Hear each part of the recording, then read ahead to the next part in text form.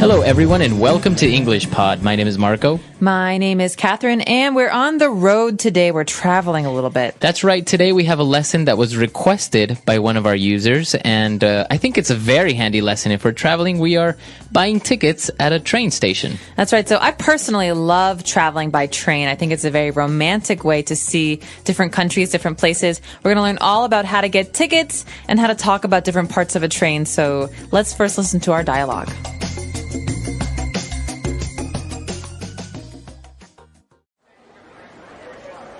Hi, I would like to purchase a one-way ticket to Brussels, please. Certainly, sir. This is our train schedule.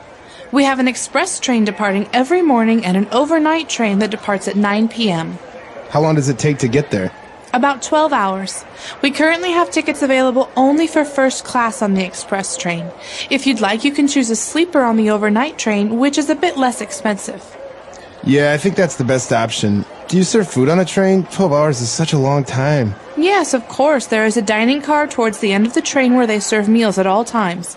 We do provide complimentary water and coffee for all of our passengers. Great, I'll take it. Here you are, sir. Your train leaves from platform number 9 at 9 on the dot. Remember to be here at least 30 minutes before your scheduled departure time, or else you might miss your train. I understand. Thank you very much. Have a great trip. All right, we're back. So now we're going to take a look at a couple of words that we've picked out for you on Language Takeaway. Language takeaway. So there are many different kinds of tickets you can purchase, you can buy for your train journey. The first kind we're going to talk about is maybe the fastest. This is called an express train. That's right. So as the name says, it's an express train. That means it's a very fast train. And it depends because in different places, sometimes they call it the fast train, sometimes they call it the express train. But basically the idea is that it's a very fast train. And it's fast usually because it stops very few times. For example, if we want to go on the Paris to Berlin train, it won't stop in every single town. It will probably only stop a couple of times. Exactly. So apart from the express trains that usually they'll go in the daytime, we have an overnight train. Overnight trains are very fun, or at least they can be fun if you have a comfortable place to sleep. Basically, the idea is you get on the train at night and you sleep on the train and you get off in the morning. That's right. It's actually a very popular way of traveling, especially if you're on a budget, because, well, you're basically saving yourself one night of spending the night at a hotel. That's right. So you're going to have to find a place to sleep if you're taking the overnight train. There are usually different options. The most uncomfortable is usually a seat, like a hard seat. But there are oftentimes special cars on a train where you can sleep for these overnight trips. What are those called? That's right. And those are called sleeper cars, or you choose a sleeper seat. Right, so that's pretty easy to remember. Sleeper. The sleeper seats are the seats that fold back like you're lying down. But of course, most places like China and India and Vietnam, for example, have actual cars that have beds in them. Right. Yeah. So you can, as the name says, you can actually sleep on this train. Now, if you're going to buy tickets, you're not going to find a sleeper train on an express train or a train that travels during the day. These are only available at night, usually. That's right. So sleeper car is what you want to look for if you're traveling overnight. And in those cases, you oftentimes get hungry. You need to eat. So where do you go to eat? That's right. We're going to look for the dining car on the train. Okay, so think about the word dining room. Dining room, dining car, this means the place where you eat. That's right. So we're going to look for a dining car, and it's usually in the front of the train, I think, and you can just go and get a quick meal over there. That's right, dining car. And finally, we have another very important word here. It's all about getting on and off the train. So where do you do that? Well, you go to the platform, the specific platform where your train is leaving. So in this case, this guy has to go to platform number 9. Okay, so usually that means that there is a cement or a stone block where you stand, the train comes to the station, people get off, you get on. So the place where that all happens is the platform. That's right. So remember that in airplanes or in airports, usually you look for a terminal. For train stations, you're looking for a platform. All right, and that number is going to be very important. So look at your ticket and find out which platform your train will be arriving or departing from. That's right. Okay, so now why don't we review these words? Let's listen to the dialogue again, and we'll be back in a bit. Hi, I would like to purchase a one-way ticket to Brussels, please. Certainly, sir. This is our train schedule. We have an express train departing every morning and an overnight train that departs at 9 p.m. How long does it take to get there? About 12 hours. We currently have tickets available only for first class on the express train. If you'd like, you can choose a sleeper on the overnight train, which is a bit less expensive. Yeah, I think that's the best option. Do you serve food on a train? 12 hours is such a long time. Yes, of course. There is a dining car towards the end of the train where they serve meals at all times. We do provide complimentary water and coffee for all of our passengers. Great, I'll take it. Here you are, sir. Your train leaves from platform number 9 at 9 on the dot. Remember to be here at least 30 minutes before your scheduled departure time, or else you might miss your train. I understand. Thank you very much. Have a great trip.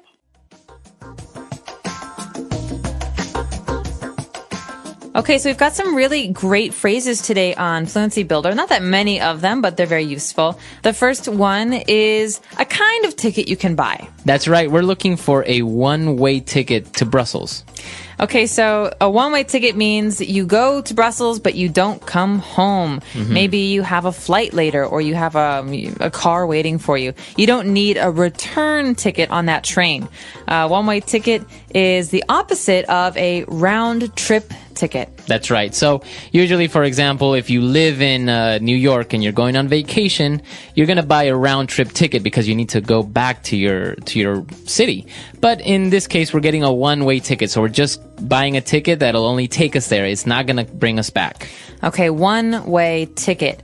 And after that, we have a good question. This is something we can ask in many, many different situations. Here, the person buying the ticket wants to know, how long does it take to get there? He's talking about Brussels. That's right. So let's take a look at this structure. We can say, how long does it take to... And then we can add another verb there. So, for example, we want to know the amount of time it is going to require. For example, here we are asking, how long does it take to get there? In this case, to Brussels. We are asking how much time is needed to go to Brussels. But what if we change the last part? Well, there's anything. We could say anything here. We could say, how long does it take to bake a pizza? Or, for example... Marco, how long does it take for you to do your hair in the morning? Like 20 seconds. Okay, not very long. Not very long. You could even change the name of the place you're going to. So how long does it take to get to Beijing? Exactly. So just remember this structure when you want to ask the amount of time needed. Of course, there are other ways, and sometimes it's very common to make a little bit of mistake saying, how much time to Beijing or something like this. Or how many hours. We don't really say that in English. We say how much time. So how much time does it take? All right. And what about when the person that's selling the ticket said, okay, the train leaves from platform number 9 at 9 on the dot. Okay, so I'm not really sure where this idea of a dot comes from, but I think it has to do with clocks. So basically, when you look at a clock and all of a sudden the hand comes to 12, so it's 9 o'clock, the hand is on the 12, that is on the dot. That means exactly. Okay, so the train is leaving at 9:00, not 9:30, not 9:15. It's leaving exactly at 9 o'clock. So we can also say this in normal speech when we're talking to our friends. I could say, Marco, we're going to leave at 6 on the dot. Any later and we'll miss the movie. Exactly. So, but when you say on the dot, you're usually emphasizing that it leaves promptly. It's not going to be late, and you're kind of emphasizing a person to be on time. Yes, please don't be late because, so 9:01, or in my case, 6:01, Oh, 4, these are not okay because they're too late. Exactly. So if I say I'm going to pick you up at 4 o'clock on the dot, it usually means I don't really want to wait. So please be ready at 4. All right, so on the dot. All right. So now let's listen to our dialogue for the last time, and we'll be back to talk with you a little bit more.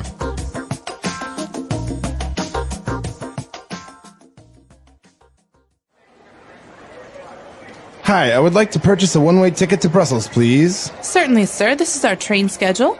We have an express train departing every morning and an overnight train that departs at 9 p.m. How long does it take to get there? About 12 hours. We currently have tickets available only for first class on the express train. If you'd like, you can choose a sleeper on the overnight train, which is a bit less expensive. Yeah, I think that's the best option. Do you serve food on a train? 12 hours is such a long time. Yes, of course. There is a dining car towards the end of the train where they serve meals at all times. We do provide complimentary water and coffee for all of our passengers. Great, I'll take it. Here you are, sir. Your train leaves from platform number 9 at 9 on the dot. Remember to be here at least 30 minutes before your scheduled departure time, or else you might miss your train. I understand. Thank you very much. Have a great trip.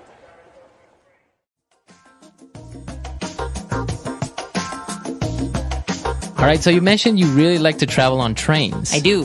Why is that? Well, I like that trains are kind of slow. So when many trains are slow. Some trains, as we said, like express trains are faster. But if you're traveling in a new place, it's a wonderful way to see the country.